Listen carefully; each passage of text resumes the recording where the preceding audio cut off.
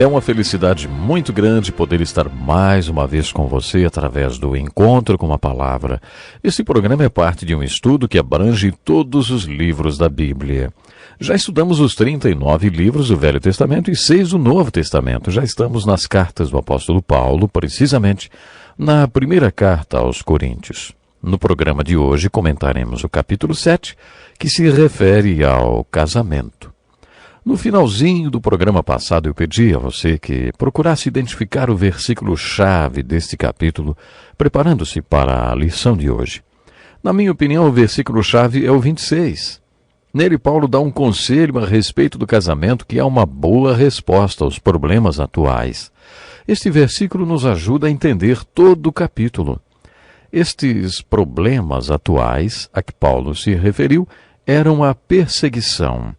Os cristãos estavam passando por duras perseguições, e todos os conselhos de Paulo neste capítulo foram dados voltados para esta circunstância. Paulo iniciou o capítulo dizendo: é bom que o homem não toque em mulher. Paulo não era contra o casamento nem contra o contato físico. Isto ele mostra nos versículos 3 a 7. Nesse trecho, ele deixa claro que o marido e a mulher devem ter relações sexuais, e que o propósito da relação não é apenas a procriação. Paulo não era contra sexo, nem tinha problema algum com as mulheres. Paulo estava dizendo para a igreja, assim: diante dos tempos que vocês estão vivendo, seria melhor que vocês não se casassem, por causa de todos os problemas que enfrentavam com a perseguição aos cristãos. Nesse capítulo, Paulo fala algumas vezes: não tenho o mandamento do Senhor, mas dou o meu conselho. Ou então ele dizia: eu mesmo digo isso e não o Senhor. Algumas pessoas alegam que isso significa que nem toda a Bíblia é inspirada e que o que Paulo escreveu era puramente a opinião dele. Não é isso, não. Outras pessoas dizem que o ensino de Paulo contradiz o de Jesus. É outro engano. Paulo foi muito cuidadoso e escreveu o capítulo do casamento baseado nos ensinos de Jesus Cristo. Para reforçar o ensino de Jesus sobre casamento, Paulo disse: dou este mandamento, não eu, mas o Senhor. E aí ele repetia o que o Senhor disse. Quando ensinou um conceito de casamento que não tinha sido ensinado por Jesus explicitamente, como por exemplo, quanto às pessoas virgens, ele disse: não tenho o mandamento do Senhor, mas dou o meu parecer. Jesus não tratou especificamente desse assunto, nem da questão do casamento misto. Por isso, Paulo disse que não tinha mandamento do Senhor a esse respeito, mas tinha sua opinião. E no final do capítulo ele escreveu: e penso que também tem o Espírito de Deus. Por isso que ele disse que era inspirado.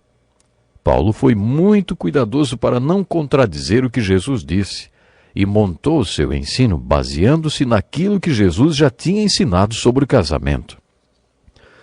Este capítulo sobre casamento foi escrito em vários parágrafos, mas algumas traduções não apresentam essa divisão, em que cada parágrafo era a resposta de Paulo às perguntas sobre casamento que os coríntios fizeram. É como se estivéssemos ouvindo apenas um lado de uma conversa e ficamos tentando imaginar o que a pessoa do outro lado está falando. É difícil adivinhar qual é o assunto das conversas, por exemplo, da minha esposa no telefone, porque geralmente ela fala 50 vezes. E fica difícil saber, por exemplo, qual seria o assunto. Mas percebemos que Paulo estava respondendo perguntas que lhe tinham sido feitas, porque ele iniciou o capítulo dizendo: quanto aos assuntos sobre os quais vocês me escreveram. E a partir daí ele passou a falar sobre estes assuntos. Por isso, quando lemos o capítulo, é como se estivéssemos ouvindo apenas um lado da conversa e tentamos adivinhar o que a pessoa do outro lado falou ou perguntou para ele.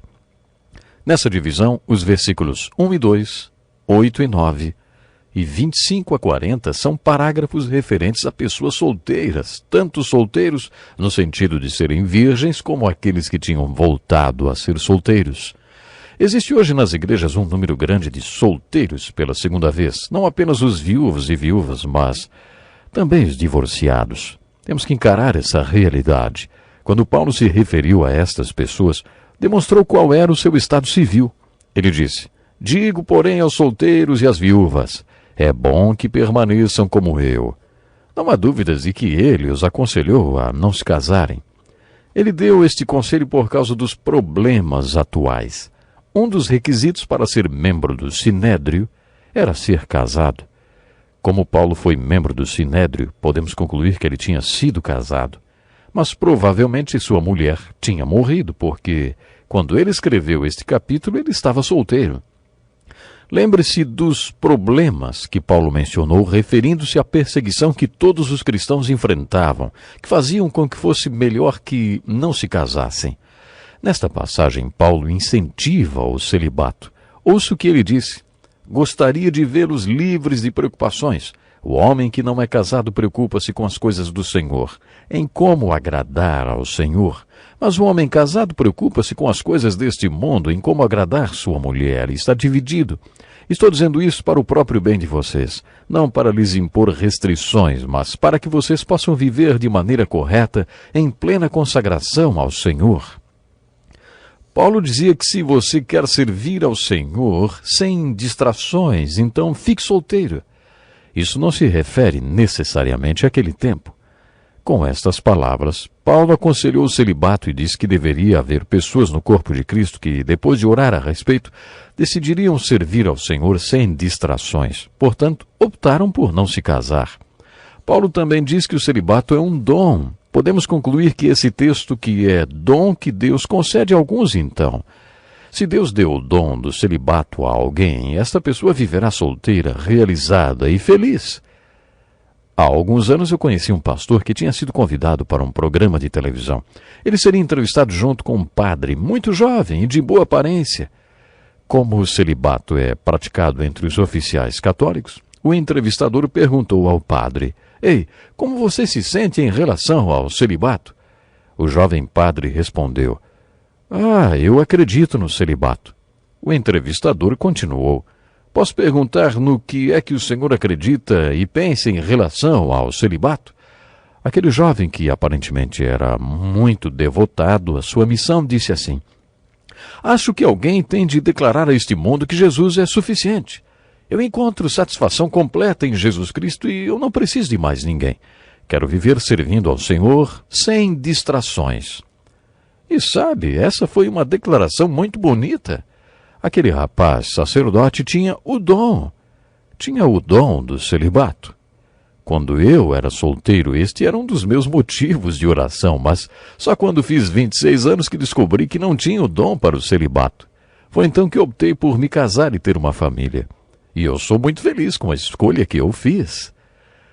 Depois do Senhor, a minha maior fonte de alegria é a minha esposa e a minha família, mas tenho que confessar que houve momentos no meu ministério, com a vida corrida de pastor que eu levava, quando tinha que priorizar uma coisa ou outra, aí eu percebia como a família absorvia grande parte do meu tempo e das minhas energias. Depois que você se casa, não importa o quanto o seu ministério seja importante, sua mulher e família vêm em primeiro lugar. Não esqueça disso. A família vem em primeiro lugar. Primeiro sua família, depois o ministério. Quando você se casa, você assume este compromisso diante de Deus. Por causa do capítulo do casamento em 1 Coríntios, devemos estar abertos a aceitar o celibato dentro do corpo de Cristo. Mas parece que não é isso que acontece. Definitivamente, Paulo está dizendo que um homem pode ser um melhor pastor e servir ao Senhor e ao povo de Deus sem distrações, se for solteiro. Só que é muito difícil para um homem conseguir ser pastor de igreja sem ser casado. Um homem solteiro dificilmente consegue uma igreja para pastorear. As igrejas geralmente preferem um homem casado com filhos. É claro que ser casado e ter uma família tem suas vantagens. Particularmente, eu não sei como um homem que nunca se casou pode aconselhar os membros da igreja em assuntos referentes à família e criação de filhos. Eu não acho que seja possível, né? Parece-me muito difícil, não é? Quando alguém não é casado e vai aconselhar um casal, por exemplo. Mas, por outro lado, não devemos nos chocar quando encontramos pastores dentro do corpo de Cristo que optaram pelo celibato. Lembro-me que uma vez almocei com um ministro escocês que tinha mais ou menos a minha idade. Naquela época tínhamos uns 40 anos. Como já nos conhecíamos muito há algum tempo, tive a liberdade de lhe perguntar: George, você é casado? Tem família? Ele respondeu: Não, eu não sou casado. Não deu para disfarçar a minha surpresa, e eu disse: Você não é casado? Eu não acreditava. Ele respondeu: Irmão, vamos dizer que estou servindo ao Senhor sem nenhuma distração. Eu, é claro, fui edificado e ao mesmo tempo repreendido com aquela resposta.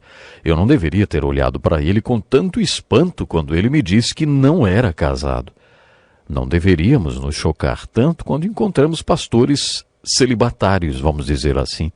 De acordo com este capítulo da Bíblia, o celibato é aceitável. Outro parágrafo muito importante deste capítulo vai do versículo 3 ao 7, no qual Paulo provavelmente respondeu a alguma pergunta a respeito do casamento. Imagine um casamento no qual ambos os cônjuges sejam cristãos, tementes a Deus e que formem um casal feliz no Senhor. Paulo deu um conselho para este tipo de casal. Aparentemente a pergunta foi referente ao relacionamento sexual no casamento. Paulo disse o seguinte: o marido deve cumprir os seus deveres conjugais para com a sua mulher e da mesma forma a mulher para com o seu marido. A mulher não tem autoridade sobre o seu próprio corpo, mas sim o marido. Da mesma forma, o marido não tem autoridade sobre o seu próprio corpo, mas sim a mulher. Não se recusem um ao outro, exceto por mútuo consentimento e durante certo tempo para se dedicarem à oração. Depois unam-se de novo para que Satanás não os tente por não terem domínio próprio. Com esta passagem, Paulo mostrou que o sexo no casamento não é apenas para procriação. Não devemos interpretar as palavras de Paulo: é bom que o homem não toque em mulher, fora do contexto. O que ele está dizendo, primeiramente, é que o sexo deve ter o outro cônjuge como objetivo central. Esse é um ótimo conselho. O sexo não vai funcionar a não ser que cada cônjuge tenha como centro da sua vida o seu parceiro. E que Jesus Cristo esteja no centro dessa relação física. Pense nisso. Vamos ficando por aqui hoje. Até o próximo programa. Este é um estudo escrito pelo Dr. Dick Woodward, na voz do pastor Edson Bruno.